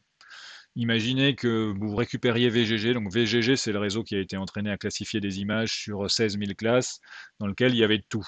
Il y avait tous les objets de la vie courante, des objets de la nature, etc. Et maintenant, vous voulez vous spécialiser dans la reconnaissance de nourriture. Mais là-dedans, vous n'avez que 1000 images. Réentraîner un réseau avec 19 couches comme VGG ou avec 50 couches comme ResNet, avec juste vos 1000 images de nourriture ou avec vos 1000 images médicales de tumeurs, de cancer ou je ne sais quelle autre chose que vous voulez détecter, ça ne marchera pas. Par contre, ce qu'on peut faire, c'est reprendre VGG, donc garder le modèle qui a été déjà entraîné sur une grosse quantité de données, figer certaines couches du réseau et puis réentraîner que souvent les dernières couches, celles qui font la classification à la fin, et les réentraîner pour se spécialiser que sur des images de nourriture ou que sur des images médicales avec la pathologie qui vous intéresse. Comme il y a moins de poids à optimiser dans votre réseau, c'est des choses qui peuvent marcher avec pas beaucoup de données. Donc en gros, on transfère un modèle d'un problème à un autre en supposant qu'il y a des points communs qui vont être les mêmes. Donc toutes les premières couches de VGG ou de ResNet qui font du traitement d'images de base, c'est-à-dire qui détectent des petites symétries, qui détectent des arêtes, on les garde. Et puis finalement, c'est que à la fin, dans les traitements de haut niveau, qu'on va réentraîner les couches pour notre problème spécifique. Donc ça, c'est vraiment donc voilà, le transfert, c'est que le réseau a été entraîné pour une tâche A. On garde le même réseau, on fige les deux premières couches ici et on réentraîne que la partie violette avec la backpropagation. Donc on réentraîne que les dernières couches. Donc là, un petit exemple dans PyTorch si vous voulez le faire, mais on va pas forcément faire ça en TP, donc je passe assez vite. Alors, transfer learning, j'ai que ces quelques transferts-là. C'est le transfer learning avec le CNN. C'est un domaine ultra vaste. Il y a des dizaines et des dizaines de papiers. Il y a surtout aussi énormément de choses encore à réadapter là-dedans. Enfin, réadapter. Il y a énormément de choses à inventer là-dedans. Parce qu'un réseau, pour l'instant, c'est absolument pas efficace. On est obligé de lui montrer des dizaines et des dizaines de fois les mêmes images avant qu'il trouve de l'information. Donc là, il y a des choses à gagner en gardant. Puis alors il y a des gens aussi qui prônent ça du côté un petit peu écologique, c'est que ça sert à rien de réentraîner un réseau qui a déjà été entraîné, plutôt les réutiliser et puis faire moins de travail là-dessus. Réseau ultra classique qui est devenu l'espèce de nouvelle révolution. Après les réseaux de neurones, la deuxième grande étape des réseaux de neurones, ce sont les GAN, les Generative Adversarial Networks. Proposé en 2016, vous avez déjà des dizaines et des dizaines et des centaines et des milliers de variantes. Le gros avantage, c'est que le GAN va pouvoir fonctionner avec des quantités de données moindres parce que c'est lui qui va en générer. Le gros désavantage, c'est que souvent l'entraînement est assez instable et c'est un petit peu un jeu d'équilibriste où on marche sur un fil. Vous allez voir qu'il y a deux réseaux différents. Donc l'image classique, le fonctionnement classique qu'on donne, c'est l'histoire des faux billets et des vrais billets. Donc au début, les faussaires qui fabriquent des faux billets fabriquent des billets de manière très grossière et très mauvaise. Donc on a quelque part un générateur qui est ce monsieur-là qui crée des faux billets. Donc ici, il crée une fausse peinture et on a quelque part un détective qui, lui, doit être capable de détecter est-ce que c'est une fausse valeur ou est-ce que c'est une vraie valeur. Donc le détective, lui, il va sortir en information simplement la donnée que vous m'avez montrée, c'est une vraie donnée. La donnée que vous m'avez montrée, c'est une fausse donnée qui a été générée de manière grossière par je ne sais pas qui, par le générateur. Et le générateur, lui, il prend en entrée une image bruitée en entrée, comme on avait fait pour le transfert de style, et son objectif, c'est d'apprendre à générer des mauvaises données. D'apprendre à générer des bonnes données, pardon. Donc là, L'avantage de ce réseau de GAN, c'est qu'une fois que vous avez fini de l'entraîner, bah, le générateur, c'est super. Vous avez un générateur qui va être capable de vous produire des fausses informations. Vous changez un petit peu les données d'entrée que vous lui donnez, et il va être capable de vous générer des nouvelles données qui ressemblent comme deux gouttes d'eau aux vraies, mais qui ne sont pas les vraies. Donc, imaginez que vous donniez des images de visage. À la fin, le générateur va être capable de générer des images de visage. Vous pouvez changer un petit peu les paramètres d'entrée. Il va vous générer des nouvelles images de visage, des visages qui n'existent pas, mais qui sont réellement réalistes, ou qui ont même, puisque son objectif, ça a été de bluffer le détective. C'est ce qui se fait avec les faux billets, hein. La police, au début, bah, elle détecte très facilement que c'est des faux billets. Alors les faussaires se disent, ah tiens, bah, je vais rajouter telle information, ou je vais acheter la même encre que l'imprimerie nationale pour fabriquer mes faux billets. Ah, je vais acheter le même papier. Ah, je vais travailler là-dessus. Ah, je vais engager quelqu'un qui est vraiment fort à faire des faux billets. Puis petit à petit, la police, elle aussi, améliore ses qualités de détection de faux billets. Et les deux, à la fin, vous avez les deux éléments qui sont très, très efficaces. Le détective peut aussi lui servir après à la fin. Si on le transforme un tout petit peu, il peut servir aussi pour des aspects classification et reconnaissance. Il a été entraîné et classifié à détecter des vrais et des faux, mais on peut garder des couches et puis réentraîner les dernières couches pour en faire de la reconnaissance pure. Alors l'auteur de cette idée-là, c'était Goodfellow en 2014. Son papier est déjà cité alors 2000 fois en 3 ans, ça on pourrait regarder aujourd'hui. Des applications cool, des GAN, vous en avez des générations de visages, des générations de personnes avec des poses différentes, des générations de nouveaux objets avec des vues différentes, des transferts de textures, de la super résolution, des algos qui font du texte vers de l'image. Vous avez par exemple des algos qui récupèrent un discours à l'oral. Ce discours est reconnu automatiquement, on obtient le texte. Le texte ensuite est repassé dans un GAN qui va vous générer l'image. Donc la personne est en train de vous décrire un paysage et à l'arrivée, le réseau, enfin, le système complet vous génère l'image du paysage qui est en train d'être décrit à l'oral. Voilà, ça c'est dans les exemples fun, il y en a des dizaines d'autres hein, que vous pouvez aller regarder. Alors, le problème du GAN, je mets problème compliqué dans ce slide-là. Vous avez compris le principe est très simple. La partie compliquée là-dedans, c'est que le générateur et le discriminateur doivent être entraînés de pair et rester très en phase. C'est-à-dire que si le discriminateur devient vite très fort, il va étouffer le générateur et vous obtiendrez rien. Si le générateur est très fort et que le discriminateur n'arrive pas à suivre, bon, le générateur il va finir par générer des faux billets, enfin des fausses valeurs qui finalement sont pas terribles. Mais comme le discriminateur est complètement perdu, vous obtiendrez rien non plus. Donc, cet équilibre-là est pas si facile à obtenir.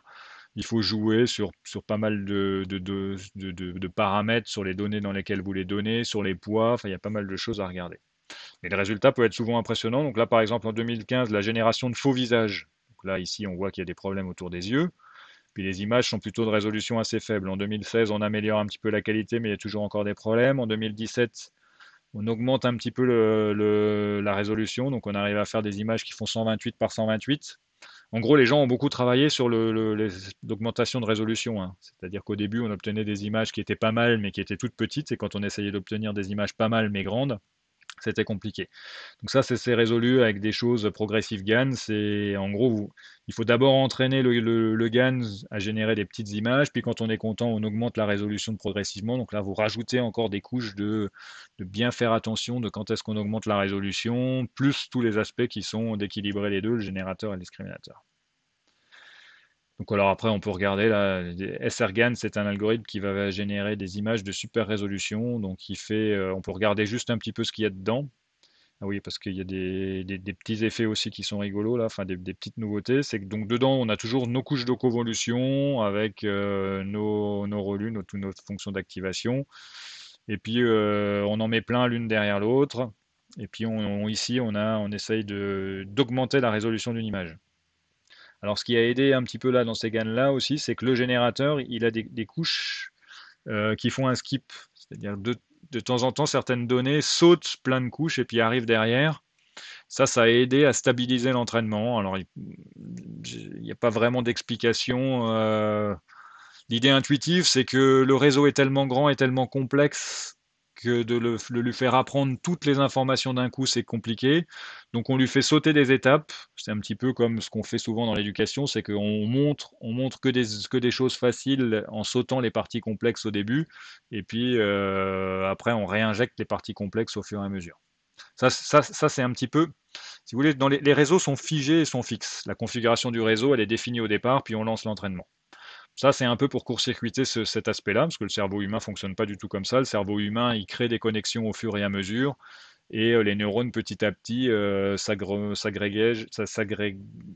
regroupent sur des clusters de neurones pour faire des idées. Le réseau de neurones sur un ordinateur, non, il n'est pas comme ça, il est toujours fixe. Et le fait de faire des skip connections, là, ça vous permet de faire un peu ça, de faire en sorte qu'il y a des zones qui sont au début pas forcément utiles à entraîner, et puis petit à petit on les réinjecte dans le problème. Le genre de résultat qu'on peut obtenir, donc ça c'est une image générée, donc on part d'une image qui a une résolution 64 par 64, et puis on veut l'augmenter à 256, 256, 512, 512, 1024, 1024, etc. Si vous faites juste une interpolation bicubique, vous obtenez une image qui est montrable, hein, mais qui est très floue. Et après, si vous utilisez les réseaux de neurones, vous obtenez les deux images qui sont là. Alors ça, c'était le papier précédent, ça c'est le papier nouveau. Et puis là, on avait l'image originale. Donc pour tester ces éléments-là, les gens sont partis de l'image originale qui faisait 2000 par 2000, ils l'ont descendu à 64 x 64, et c'est le 64 x 64 qui est passé dans le réseau de neurones pour son entraînement. La fonction d'erreur ensuite, c'est que l'image produite par le GAN doit être identique à l'image originale. Donc ça, c'est pas mal aussi parce que vous n'avez pas besoin de label. Vous avez juste besoin d'images à haute résolution.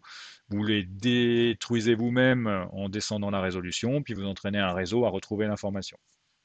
Donc c'est un peu du semi-supervisé aussi, c'est que vous avez que les images, mais il n'y a pas de besoin de plus d'informations dedans. Et puis donc, là, à l'œil, le résultat est plutôt pas mal, hein, c'est-à-dire qu'on obtient ça, c'est pas du tout flou, hein, les contours sont très nets et on obtient des résultats qui sont plutôt bons. Euh, alors je vais sauter parce que j'ai oublié tout à l'heure sur les aspects GAN et visage. Ah non, bah non, c'est le bon moment. Donc StarGAN, j'en ai pas parlé non plus, mais c'est aussi un GAN dans lequel on va générer de nouvelles images de visage. Donc ça, c'est la base de données de visage en entrée. Euh, Ah non, vous avez non, ça c'est l'image d'entrée, ça c'est le visage généré. Donc ce qu'il y a dans Stargan en plus, c'est qu'au moment où on a combiné l'entraînement, on a fait en sorte que la couche cachée ait une information qui soit parlante pour un humain. Parlante pour un humain, c'est la couleur de cheveux, le mâle ou femelle, l'âge. Donc ça vous donne ensuite des paramètres qui sont contrôlables pour un humain. Donc par exemple, si vous voulez vieillir une personne, bah, vous avez le petit slider à vieillir. Donc l'espace caché a des sliders, a des paramètres qui sont pertinents pour un humain, ce qui est rarement le cas dans les réseaux de neurones. Mais là, le réseau, dans la fonction d'erreur, on a essayé de favoriser ça. Donc les résultats sont quand même assez bluffants. Ça, c'est pour passer d'un mâle à une femelle, d'un homme à une femme. Euh, pour passer d'une personne jeune à une personne plus vieille. Donc Celeb A, c'est une base de données de visage de célébrités que j'utilise souvent avec les étudiants pour faire des TP. Elle est très facile à télécharger, elle est sur un Google Drive, vous pouvez la reprendre. Donc vous voyez que les résultats, ça vous donne une image de la personne âgée plausible. On dit c'est pas forcément comme ça que la personne va vieillir, mais par contre c'est plausible. Là on l'a basculé vers homme et en la faisant vieillir et en lui changeant sa couleur de cheveux. Donc comme on a les trois sliders, on peut faire les trois en même temps.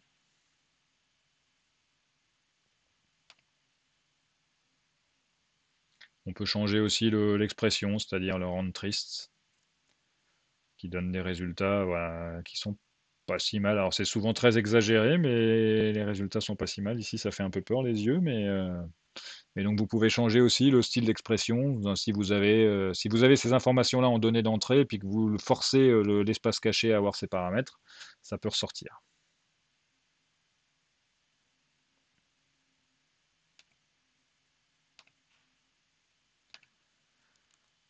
Je pense que vous avez compris le principe. Donc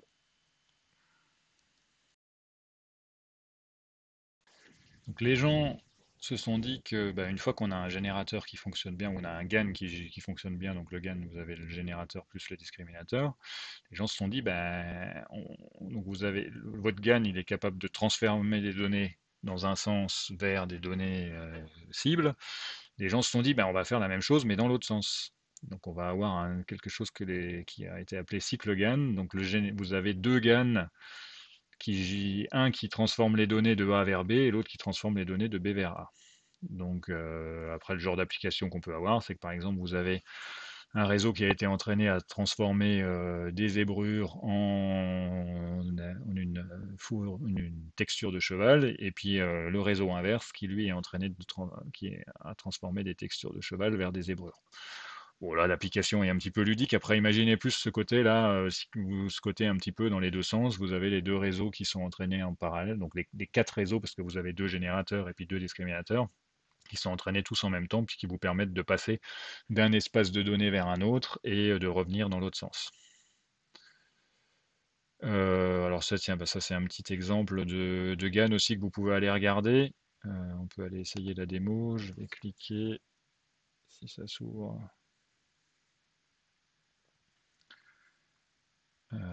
Je ne sais plus où est la démo. La démo, la démo, la démo. Ah bon, on peut regarder la vidéo de démo, allez, ce sera plus simple. GAN dissection is an analytic framework for visualizing deep networks. C'est le côté un petit peu dessin, vous pouvez aller tester sur la page web. Donc là, donc le GAN a été entraîné à générer des images, soit d'arbres, soit de, alors, on va juste aller sur la fin, voilà, des images soit de bâtiments, soit de ciel, soit d'arbres, soit de terrain. Alors, on va avancer. Vous pouvez regarder la vidéo qui vous explique un petit peu tous les détails de comment ils ont construit les données, mais ce qui est intéressant, c'est plutôt la partie interactive qui arrive ici. Donc là, l'utilisateur, il décide sur son image, tiens, je vais rajouter un arbre ici, en lui donnant une opacité. Là, voilà, il rajoute des arbres devant l'église, par-dessus, puis vous avez... alors, ça donne des choses qui sont assez réalistes. C'est pas complètement parfait, mais les algos vont s'améliorer, les artefacts vont un petit peu disparaître au fur et à mesure que les méthodes arrivent. Donc là, c'est une application plutôt rigolote d'Egan. C'est que ça va aider à faciliter le dessin. Là, c'est pour rajouter les bâtiments. Alors, les bâtiments qui sont des choses très anguleuses, c'est probablement là où les résultats sont les moins bons. C'est sur les aspects un petit peu l'herbe, les feuilles, les arbres. On peut quand même essayer là. Bon, je retrouve pas où est la démo, c'est pas très grave. Vous irez jouer avec la démo qui est donnée sur le slide. Euh, Ça marche très bien sur les arbres, sur le ciel, parce que le ciel, c'est quelque chose, c'est très facile de faire une image plausible de ciel ou une image plausible de gazon ou une image plausible d'arbre, ça marche très bien. Vous pourrez essayer la démo. Donc les problèmes autour des GAN, je vous l'ai dit, c'est l'entraînement, là, le mode collapse, c'est que le générateur produit un nombre limité d'exemples, c'est que finalement vous pouvez tomber le mode collapse, c'est le moment où vous tombez sur le fait que le générateur produit toujours les mêmes exemples qui dupent le discriminateur, et puis ça lui suffit. Donc il est capable de produire qu'un seul exemple de nouvelles données, et puis il n'est pas capable d'explorer tout l'espace des données possibles. Euh, L'autre problème, c'est que vous avez le discriminateur qui devient trop bon et qui étouffe le générateur, donc trop rapidement, puis le générateur n'apprend rien, et puis vous avez perdu, en gros, il faut relancer avec des paramètres différents. Vous pouvez aussi avoir un non-convergence, c'est-à-dire que vous avez quelque chose qui oscille, vous améliorez un petit peu votre générateur, et puis c'est le discriminateur qui reprend le dessus, du coup ça diminue les performances du générateur, etc., puis vous obtenez pas non plus quelque chose. Donc cette histoire de déséquilibre là entre le générateur et le discriminateur, ça provoque du surapprentissage, et souvent ce que vous avez en sortie, c'est un générateur qui est pas très bon, qui vous produit que quelques données et encore pas forcément très bonnes. Donc ça c'est plutôt en général très compliqué. Si vous avez envie de jouer un petit peu avec les GAN, vous en rendrez vite compte. Mais par contre, si vous y arrivez à marcher sur le fil d'équilibre entre les deux réseaux, vous obtiendrez des résultats qui sont bluffants. Donc ça, c'est ce que je vous ai montré. Donc Stargan, c'est sur la modification d'un visage. Bon, je vais passer un petit peu vite. Pour finir avec la dernière partie qui est apprentissage par renforcement. Alors, apprentissage par renforcement. Vous avez quelque part un environnement dans lequel se déplace ici c'est un robot, mais c'est pas forcément un robot, dans lequel se déplace votre programme. Il peut, ce robot-là, c'est votre programme, vous pouvez agir sur l'environnement avec des actions. Donc si c'est le cas d'un robot, ça va être tourner à droite, tourner à gauche, avancer sa pince, reculer sa pince, etc. Une fois que le robot là, interagit avec l'environnement, il reçoit en retour une perception, une récompense. Donc la perception, c'est qu'il va avoir des images de l'environnement tel qu'il a été changé, plus une valeur de récompense. Donc est-ce que l'action que j'ai faite a donné des bons résultats ou est-ce que l'action que j'ai faite a donné des mauvais résultats? Alors, c'est même pas forcément directement l'action, c'est que des fois vous pouvez avoir des bons résultats qui dépendent d'une action qui est 5-6 coups avant. Mais vous avez cette espèce de boucle là. Je perçois des choses, en fonction de ces choses que j'ai perçues, j'agis, ça change mon environnement, je récupère une récompense et je relance la perception. Donc si on regarde le genre d'application, alors l'application un petit peu classique qui a bien marché ces dernières années, c'est apprendre à jouer aux jeux vidéo, puis qui continue de bien marcher, c'est apprendre à jouer aux jeux vidéo. Alors là, c'est les jeux vidéo Atari, ça a occupé pas mal les chercheurs là-dedans, c'est que vous avez des algorithmes d'apprentissage par renforcement où le système perçoit en entrée l'image du jeu vidéo et, et le score que récupère le jeu et la machine apprend à jouer. Donc là, vous voyez que le résultat est très bon, hein. La machine devient très forte au jeu de type Atari avec quelques heures.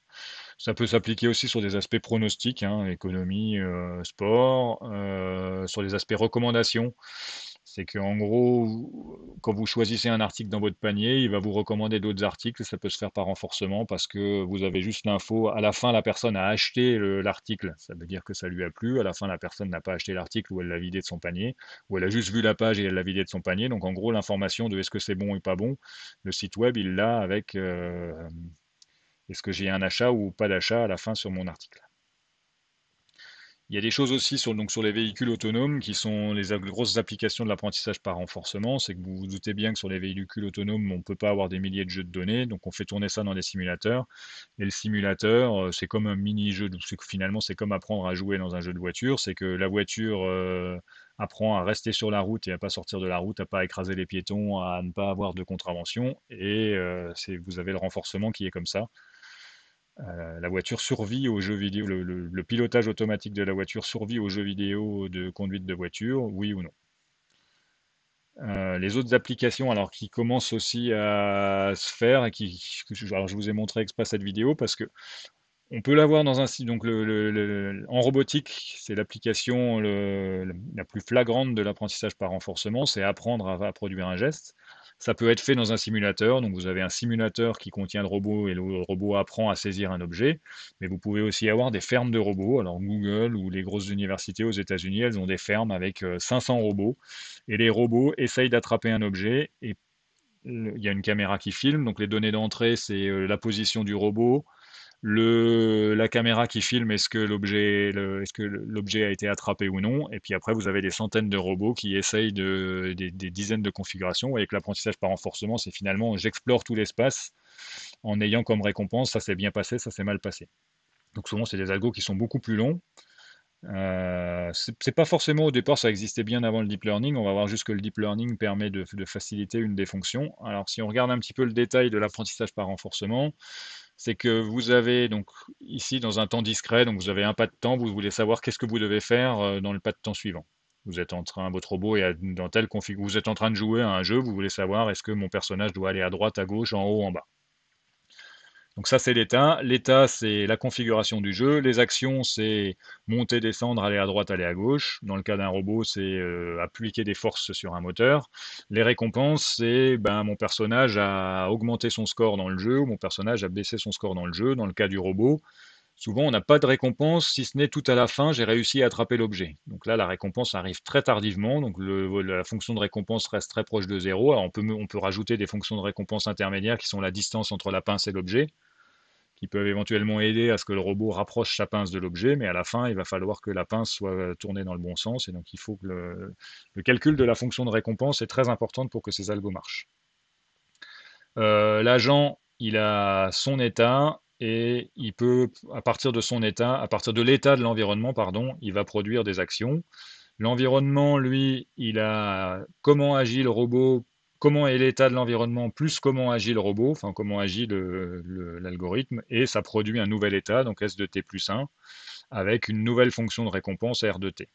La politique, ce qu'on appelle politique dans l'apprentissage par renforcement, c'est mon agent, il perçoit un état, donc le state, le S, et il doit définir une action. Donc ça, c'est la fonction qui nous intéresse, c'est comment est-ce que je construis la politique dans l'apprentissage par renforcement. Comment est-ce que je construis le fait que j'ai en entrée la configuration générale de l'environnement, je veux sortir une action.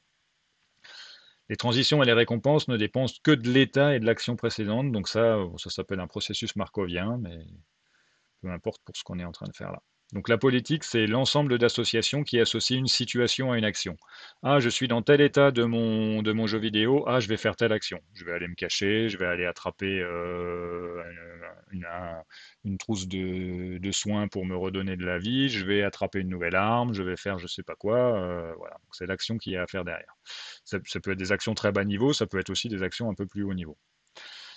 Cette grosse fonction-là, cette politique qui associe une situation à une action, si vous n'avez pas beaucoup de situations, on peut stocker ça dans une simple table.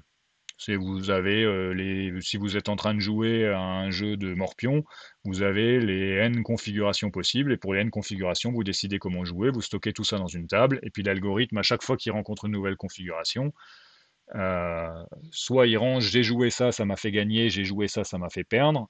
Et à chaque fois que l'action l'a fait gagner, il remplace la nouvelle action à faire. Donc ici, là, à chaque fois qu'il retrouve une nouvelle action qui marche mieux pour une certaine situation, il le remplace et ça fonctionne. Donc cet algo là, de l'apprentissage par renforcement sur un morpion, c'est très facile à coder. Vous pouvez stocker en mémoire toutes les configurations possibles et ça tourne. Là où interviennent les réseaux de neurones, c'est que quand la quantité de situations possibles devient incroyablement grande, jeux d'échecs, jeux de Go, là, parce qu'on a beaucoup entendu parler du deep learning et les jeux de Go, et là, enfin l'IA et les jeux de Go, bah, hein, vous pouvez plus stocker ça dans une table. Déjà, la recherche serait trop longue, et puis la quantité de mémoire serait aussi beaucoup trop longue. Donc la fonction de renforcement, c'est une fonction, souvent, alors pour associer ce qu'on fait dans une situation pour trouver une action, souvent on a besoin d'une fonction intermédiaire qui, elle, va dire, je suis dans tel état, je fais telle action, je vais obtenir telle récompense. Ça, c'est une fonction qui se souvient, ah ben, j'ai fait ça, ça m'a rapporté tant. Ça, c'est important aussi. Et après, quand vous êtes dans une situation que vous voulez trouver une action, vous allez chercher toutes les actions que vous avez testées dans le passé, vous allez faire une récompense. Ces deux fonctions-là, on a vu qu'on pouvait les stocker dans un grand tableau, là, une simple table. Euh, on peut les stocker dans d'autres structures de données. Alors, je vais vous montrer. Donc, choisir une action là sans avoir besoin de faire une exploration simulée en avance. Ça, c'est exactement ce qu'on voudrait. C'est qu'on voudrait quelque part avoir une espèce de boîte magique, une boîte noire qui va nous dire, ben, on fait tel truc, ça va me rapporter tant. Ça peut me rapporter tant, ça sera beaucoup ou pas beaucoup, mais au moins on se souvient tout ce que ça m'a rappelé. Donc en gros, qui se souvient un petit peu de toutes les actions passées, mais dans quelque chose de compact. C'est ne pas se souvenir de tout l'environnement, de tous les environnements et de toutes les actions.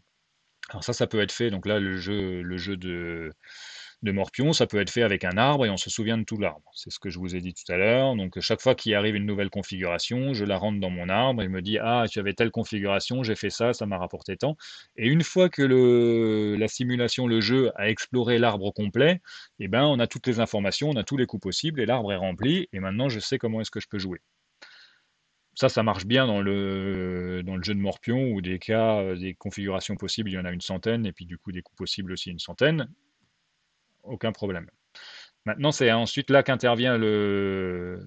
Alors cet algorithme-là qui stocke dans une table les récompenses qu'on va obtenir pour chaque action, il s'appelle le Q-learning. Le Q, c'est pour la quantité de le reward que vous allez obtenir souvent. Donc voilà, le nom de l'algorithme vient de la fonction de reward qu'on obtient, la fonction de récompense qu'on obtient, qui s'appelle le Q-learning. Ces fonctions-là dont je vous ai parlé ici, si on en revient là, la fonction qui a une situation associe une action et surtout la fonction qui a un état et une action associe une récompense, quand elle est trop grande à être stockée, alors il y a des tonnes de fonctions qu'on pourrait utiliser, des tables de hachage, des apprentissages à partir de cas où on oublie les cas qui servent à rien, où on ne garde que le max, etc. Il se trouve que les réseaux de neurones sont très bien, ont les très bonnes propriétés pour stocker ces fonctions-là. On a vu qu'une fonction, un réseau de neurones, c'est fait pour transformer des nombres en un autre nombre. Ça, c'est une fonction, ça transforme des éléments dans un autre élément. Et si on se débrouille bien, on peut aussi avoir un réseau de neurones qui est assez compact et qui va me donner une représentation cachée assez compacte des états et des actions et qui va tenir en mémoire. Et donc c'est là où arrive le deep Q-learning, c'est que ces deux fonctions-là sont stockées dans un réseau de neurones. Donc on a un réseau de neurones qui associe un état, une action et qui donne la récompense que je vais obtenir. Le Q-value, c'est la récompense. Et puis j'ai un autre réseau de neurones qui dit je suis dans tel état et ben j'obtiens toutes les récompenses possibles en fonction des actions que je vais avoir derrière et je choisis la bonne là-dedans. Je ne rentre pas à fond dans les détails, on n'a pas forcément énormément de temps sur ces choses-là. On peut regarder une petite vidéo. Alors ça, c'est plus lié à l'animation. C'est que ah bah tiens, on va regarder déjà comment un ordinateur joue aux jeux vidéo d'Atari. On avance, on va passer l'intro. Où est-ce que c'est? Donc ça, c'est la machine. Alors là, en gros, l'état, c'est j'ai l'image complète de mon jeu vidéo. Les actions, c'est je vais à droite, je vais à gauche. Le reward, c'est le score que j'ai en haut. Mon score augmente parce que j'ai détruit les petites briques, ou mon score diminue, enfin, ou j'ai une pénalité parce que j'ai perdu la balle. Après 120, donc quand même 120 minutes d'entraînement, parce que oui, là on n'a pas de données. Les données, c'est de jouer et d'explorer tout l'espace. Donc 2 heures d'entraînement, c'est pas c'est pas tant que ça. Peut-être qu'un humain mettrait aussi 2 heures à devenir bon à ce jeu-là. Donc là, la balle, elle lui échappe plus jamais. Il y arrive à tous les coups. Il a mis 2 heures. Alors, sachant que là, il a analysé l'image. Donc il y a une série de réseaux qui fait du CNN pour récupérer des informations. Après 4 heures, encore mieux qu'avant parce qu'il arrive à détruire aussi les briques.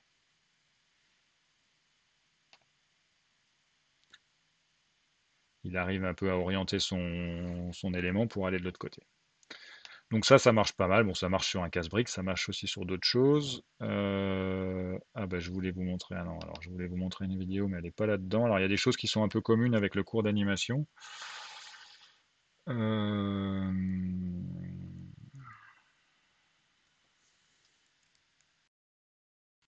Je l'ai retrouvé là, voilà.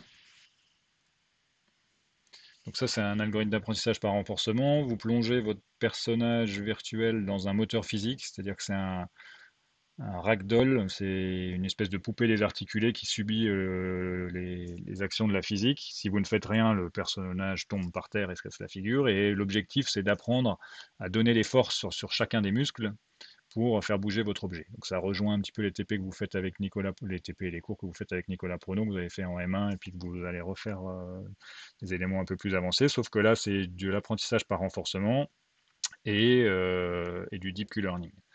Donc on obtient des manières de bouger qui fonctionnent, hein, c'est-à-dire qu'en gros la fonction reward c'est bouger, ne pas tomber dans les trous, passer par-dessus les obstacles. Le personnage y arrive et il part de rien, hein, là il a aucune donnée, il n'y a pas de mocap, il explore l'espace complet et il apprend à bouger.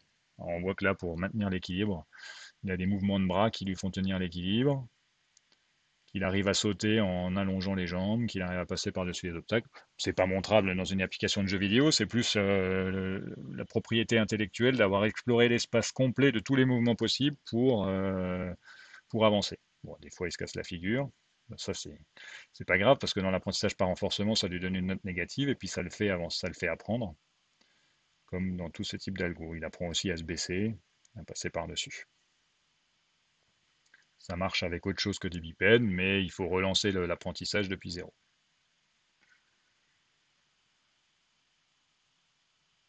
On devrait peut-être courir comme ça, ce serait peut-être plus efficace. Bon. Donc il manque, après, pour arriver à une marche qui soit réaliste et qui ressemble à un humain, il mange probablement des choses dans le modèle, il mange aussi probablement des choses dans la simulation, c'est-à-dire que d'avoir un corps humain qui est un peu plus physiquement réaliste, avec probablement des muscles, des tendons, une consommation d'énergie, parce que là, peut-être que la consommation d'énergie est gigantesque, alors qu'un humain, quand il essaye de se déplacer, il veut minimiser sa quantité d'énergie dépensée. Bon. Donc ça, c'est des applications de l'apprentissage par renforcement. C'est des choses qui sont très recherches actuellement. Il y a quand même des applications pratiques et industrielles qui vont vite arriver. Pas sur la marche là, mais sur des aspects images et autres. Alors, pour en finir avec ces aspects un petit peu réseau de neurones et images, en quelques années, les réseaux ont proposé des avancées dans tous les domaines. Alors, il faudrait rajouter de l'image, mais surtout, enfin, comme les domaines de la vision. Yann Lequin, là, un des pères fondateurs du deep learning, qui faisait du deep learning depuis les années 90, hein, bien avant que ça explose et que ça devienne l'espèce d'outil à la mode. Il a énormément de ses papiers qui sont dans des conférences de vision, qui sont assez VPR, et il a souvent appliqué ces problèmes d'IA à des problèmes de vision. La vision, c'est une espèce de sous-problème de l'IA, c'est essayer de voir des choses dans une image, essayer de récupérer des choses dans une image. Alors on a dit qu'avec les réseaux de neurones, je l'ai déjà dit plein de fois, mais je le redis, le problème ce sont les données. Il y a des choses pour générer des données dont on a parlé. Il y a des choses aussi pour transférer l'apprentissage d'un réseau vers d'autres données dans lesquelles on en aurait moins, donc faire du transfer learning. Il y a un problème dont j'ai pas trop parlé, c'est la confiance dans les résultats. C'est qu'il y a certains réseaux de neurones, par exemple sur la reconnaissance des panneaux routiers, j'en reprends l'exemple de l'application des voitures autonomes, où tout d'un coup il y a un reflet de soleil qui est sur le panneau et le réseau ne comprend plus rien, il est complètement perdu et il génère n'importe quoi. Alors que sur des images très proches et très similaires, il y arrive bien, mais tout d'un coup il suffit que 4-5 pixels changent et puis il est complètement cassé. Donc il y a un problème aussi de confiance dans les résultats, de robustesse qu'il faut voir si l'application du réseau que vous voulez utiliser, c'est une application vitale. On est encore, alors il manque un mot là, c'est on est encore loin de l'intelligence humaine. C'est que ce que je vous disais plusieurs fois, c'est que le réseau est complètement figé. Les dimensions de données en entrée sont figées à la construction du réseau. Les dimensions de données en sortie sont figées aussi à la construction du réseau. Je te donne en entrée 64 valeurs, tu me sors en sortie 128 valeurs et c'est complètement figé. C'est assez loin de l'intelligence humaine. L'intelligence humaine, c'est plutôt des réorganisations, le cortex cérébral qui se réorganise à tour de bras. Euh, et il y a peu de choses qui sont réutilisées ou de transferts. Donc ça, c'est des choses qui doivent augmenter largement dans l'utilisation des réseaux de neurones. C'est que mes enfants, quand ils étaient petits, si je leur montrais une image de chat 5 fois, après, à la fin, ils me disaient c'est un chat. Un réseau de neurones, s'il doit reconnaître des chats parmi des milliers d'objets, il va falloir lui monter des milliers et des milliers de chats. Il faut lui montrer en plus des dizaines ou des centaines de fois la même image. Parce que là, ce que j'ai essayé de dire aussi, c'est que les données, elles sont repassées dans le réseau plusieurs fois pour que ça fonctionne. Donc bah voilà, on en termine là pour les aspects réseau de neurones. Il y a beaucoup de choses, alors c'est beaucoup de choses sur lesquelles on survole, après il faut essayer en pratique, on l'a fait déjà un petit peu sur les styles. Souvent ce qui est un peu frustrant, c'est qu'aussi les temps de calcul font que, bah, par exemple, si vous voulez essayer d'entraîner un GAN, vous allez entraîner, vous allez attendre 1 heure, ça va pas marcher, il va falloir changer les paramètres, vous allez relancer le process, vous allez réattendre 1 heure. Donc c'est bien aussi d'avoir une machine peut-être à distance, un réseau dans le cloud dans lequel vous pouvez lancer vos calculs et qui ne soit pas tout le temps votre portable que vous devez laisser allumer. Donc ça, c'est plus pour les côtés pratiques. Il y a aussi beaucoup de choses sur les données dont j'ai pas complètement parlé, mais c'est qu'on passe un temps fou à convertir nos données dans le bon format, parce qu'on dit, voilà, mon réseau il est configuré pour prendre 64 valeurs en entrée, et puis nous on a plein de données avec pas le bon format, avec machin, donc on écrit du code pour convertir ces données dans le bon process. On va pouvoir, bah, pour aujourd'hui, on va finir avec ce CM, et puis la semaine prochaine, on refera des choses un peu plus pratiques. Il y aura 3 heures de TP sur manipuler un petit peu un auto-encodeur sur des animations avec le code que je vous donne qui sera sur la page web, mais on en discutera d'ici là. Merci, bonne journée.